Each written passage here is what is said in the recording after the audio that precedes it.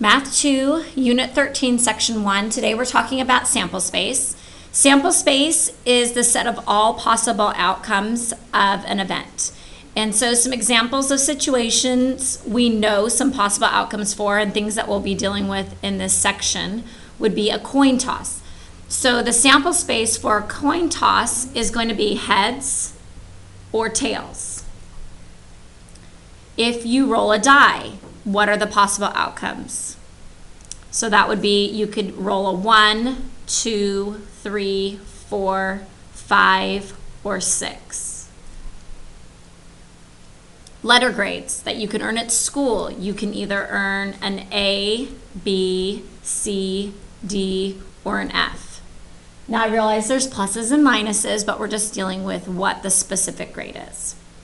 Okay, and so an event is an outcome or set of outcomes. If we flip a coin 3 times, what are the possible outcomes? And so here you can see there's a tree diagram. So your possible outcomes for flipping a coin 3 times is that you could get all of them heads. So see here it goes heads, heads, heads. You could also get heads, heads, and then a tails. So notice here, heads, heads, tails. Or we could get heads and a tails and a heads. So here, heads, tails, heads, or heads, tails, tails.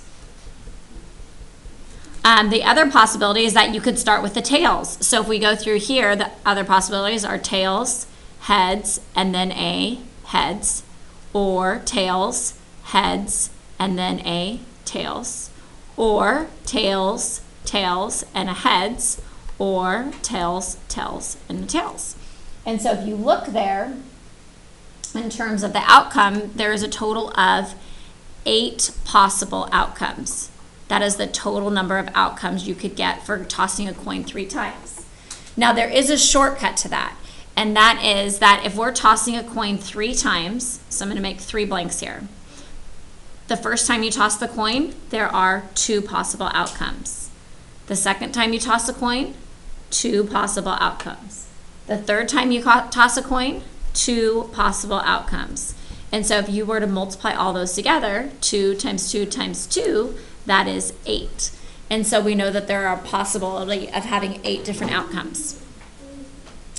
Okay, this next one, what is the sample space for the event flipping a coin 3 times and observing the number of heads? So they're wanting to know, you are going to toss a coin 3 times. How many times could you get a head? Well, the sample space for that would be, you could toss a coin 3 times and get 0 heads. You could toss it 3 times and you could end up with 1, 2, or 3.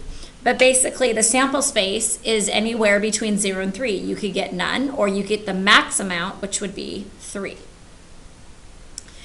If you roll 2 regular sided dice, there are how many different outcomes? And this is actually what we did on our green sheet.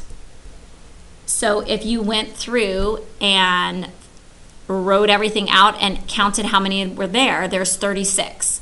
And so again, if you think about this, a die has 6 options, and then the second die has 6 options, and 6 times 6 is 36. So when you roll 2 dice, you have the option of getting 36 different outcomes. If you roll 2 regular 6-sided dice and record the sum, what are your possible values? And again, this is what we did on our green sheet. So you can go and look at that. But the different sums that are possible are between 2 and 12. So the lowest number you could get comes from 1 plus 1, which gives you 2. And the highest possible outcome comes from getting a 6 and a 6, which is 12. But in between, there's all those other sums that you could possibly get. Okay, so we're going to talk about Venn diagrams. Venn diagrams are diagrams using shapes, usually circles, to show the relationship between 2 or more sets of data. So normally I was going to be teaching this lesson while we were in class, and we are going to raise our hands and talk about how many students had A's in math and English last year. So since I'm not in class, we are just going to pretend. And so what we would do is we would draw a Venn diagram here. So we have 2 circles.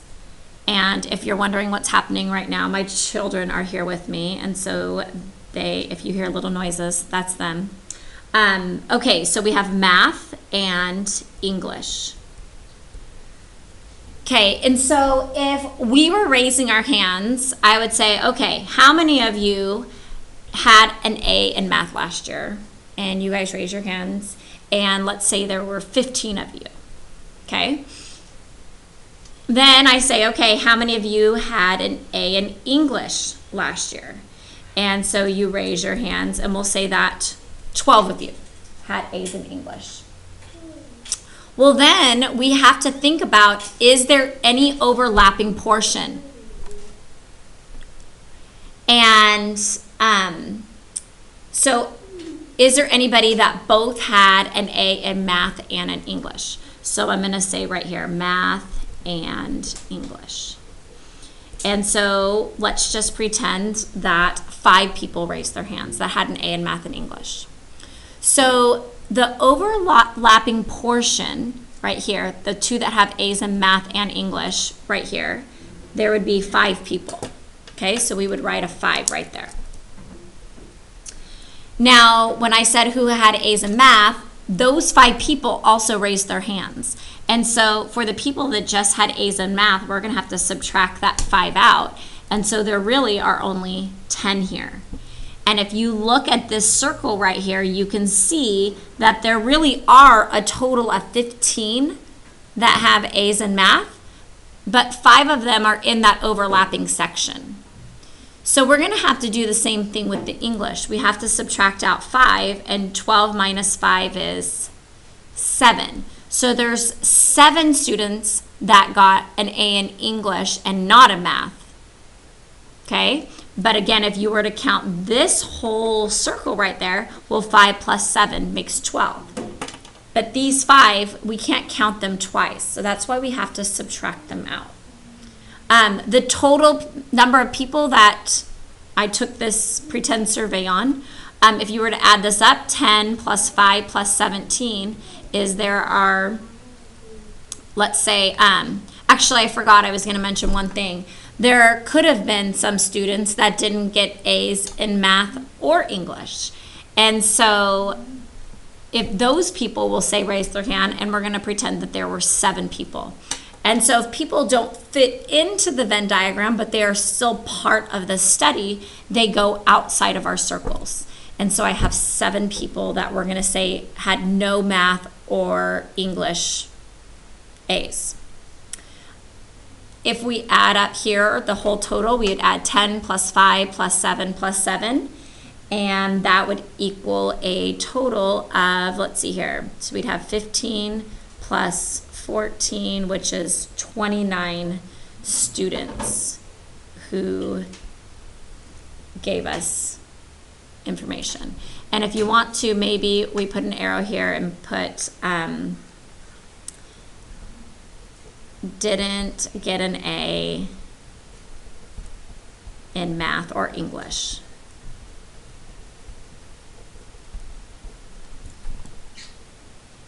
Okay. So let's move on to the next Venn diagram. So again, originally I was going to be doing this data in class. And so since I'm not here, we're going to pretend. So how many freshmen / sophomores are in the room? So we are going to make 2 circles. And we're going to kind of think about this. Freshmen and sophomores. Could either of those overlap? And the answer is no. You cannot be a freshman and a sophomore at the same time. You're either a freshman or a sophomore. And so this Venn diagram would actually end up having 2 separate circles. Okay? And so we still always want to label. So we have freshmen and we have sophomores. And so we're going to say that we have 3 freshmen in our class. And we have 25 sophomores. And then there are 10 who are not freshmen or sophomores. Now on this one, I did not have to subtract anything out because there's no overlap. Okay, in our previous Venn diagram, there was overlap because you could have A's in both subjects. But in this case, you cannot be a freshman or a sophomore at the same time. And then this one, my total data is you add up all your numbers inside here. So we have 3 plus 25, which is 28, plus 10 makes 38 students in this set of data. Okay, we're gonna go ahead and move on to the next page here. So here's some more Venn diagrams, but this time we're gonna be filling the information in from what is given. So there are 25 students on the swim team, okay? So we kind of have to think about this a little bit. So 25 students on the swim team. So for right now, I'm just gonna write swim, and I'm gonna put 25. The reason why I'm not writing it in this circle right now is because I don't know if there's gonna overlap. Because right now, this whole circle is what equals 25, not just this portion. Okay, and here it says 14 swimmers play water polo. Well, that right there is telling me the overlap because that is saying that 14 swimmers play water polo. So that means they'd be in the polo and in the swimmers. And so we're gonna write that number 14 right here because that for sure is my overlap. The next one says, and 5 only play water polo. So because it says 5 only play water polo, we know that number 5 goes right in here. Now, for the swimming, they said there were 25 students on the swim team. So in order to find how many students are just on the swim team, not on swim and water polo, we have to take our total, which they said was 25, and subtract 14. And 25 minus 14 is 9. So there are 9 students that are on the swim team only. Okay, so the next question says, how many water polo players? Well, if we look here, if we're trying to find how many water polo players, we're figuring out the whole circle. So we would take 14 plus 5, which is 19 water polo players. The next question says, how many students participate in the aquatics program? And so for the aquatics program would be all of the students together. And so we would add up all of the numbers that we have here in our Venn diagram, which is 9 plus 14 plus 5. Did I subtracted wrong, I just realized. We're just gonna fix that. 25 minus 14 is 11. If you already caught that, great job. Okay, so going back here now, this is actually 11 plus 14 plus 5, and that adds to be 30. So there are 30 students that are in the aquatics program. Okay, next question.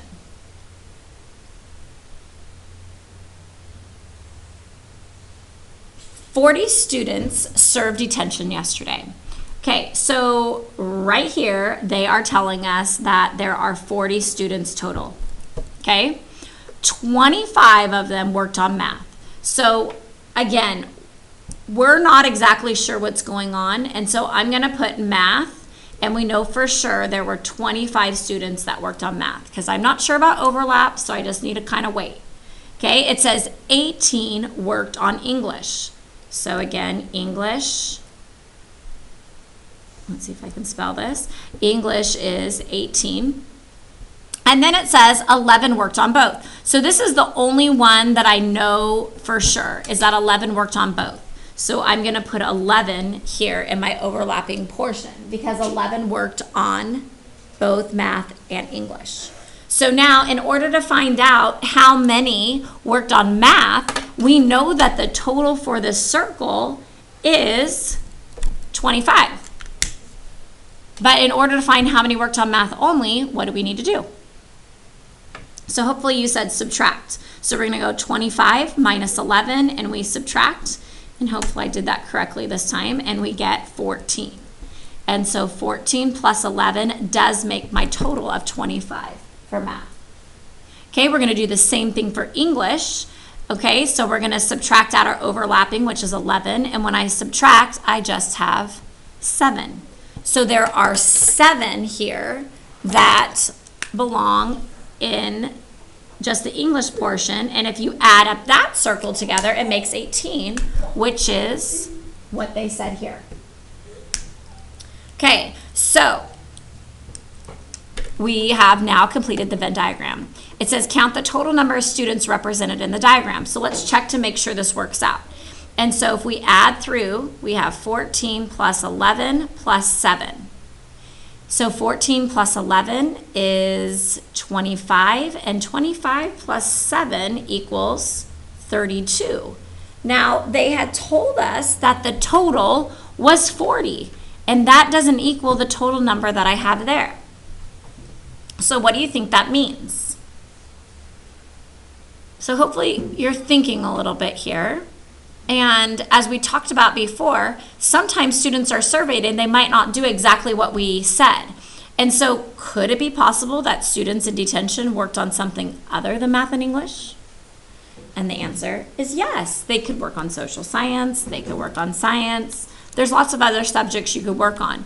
And so 40 minus 32 gives us the number of students, which is 8, who did not work on math or English.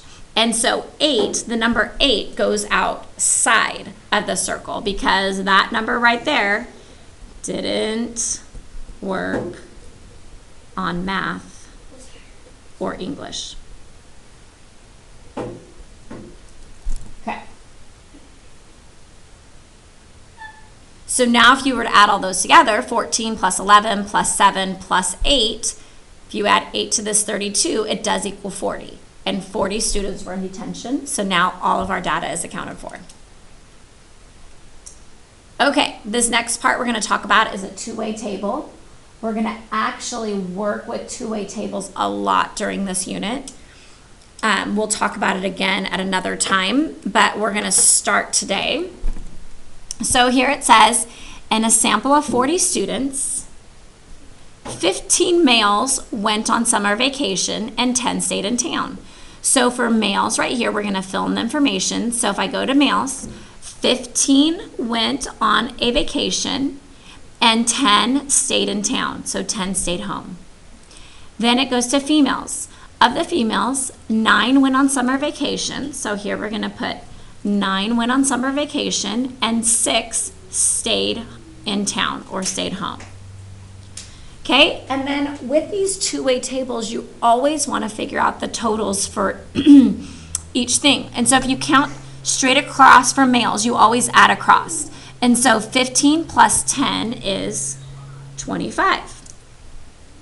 We add across with the females. 9 plus 6 makes 15 females. And so, and I'm going to go ahead and draw some lines right here. Your totals always go across through here. And then so total that was surveyed, 25 plus 15 is 40. And if you go back here, it says the sample of 40 students, and so that does work. And then we're going to add here and make sure these work as well. So those that went on vacation, 15 plus 9 is 24. 10 plus 6 is 16. And again here, if you add across, 24 plus 16 does also equal our total, which is 40. So if I were to ask you questions, for instance, like, how many males stayed home? Okay, and so if you go and look here, so I'm going to put M and then stayed home. And so the probability of the person surveyed being male and staying home is 10, because there's 10 here, out of 40 total. So 10 over 40, that is my probability. And then you would always reduce that, and that would be 1/4. And normally there's actually a P here. So probability, the person is male and they stayed home. Okay, so what if I just said the probability that someone went on vacation? So it could be male or female this time. I just said, what's the probability the person asked went on vacation? So on that one, you would go to your total vacation because I didn't specifically say male or female. So 24 of the students surveyed went on vacation out of the 40 total that were asked. And again, you would reduce. Let's see here. You could start by dividing by 4. And so divided by 4, I get a 6 and a 10, and I could still divide by 2, and I get 3/5. So 3/5 of the students went on vacation. Okay, so let's go ahead and go down to the next two-way table. So in this table, they said 100 freshmen and sophomores were surveyed about whether they are involved in a co-curricular activity. Partial results are in the two-way table below, and they just want us to complete the table. Okay, and so this is kind of working backwards. So if you look here, if our total is 100 and this total is 55, what do we do to get this total here?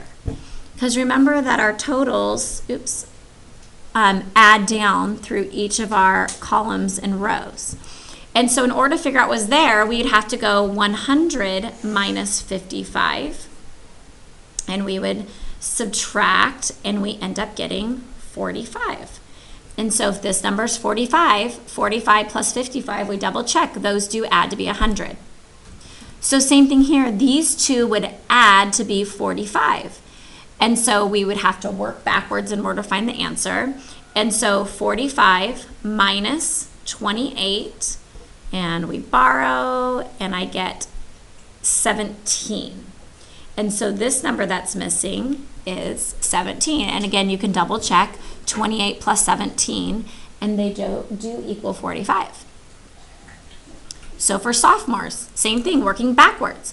Something plus 14 is 55. So in order to find that answer, we would subtract 55 minus 14, and we end up getting 41. And so 41 plus 14, to double check, does make 55, so that works.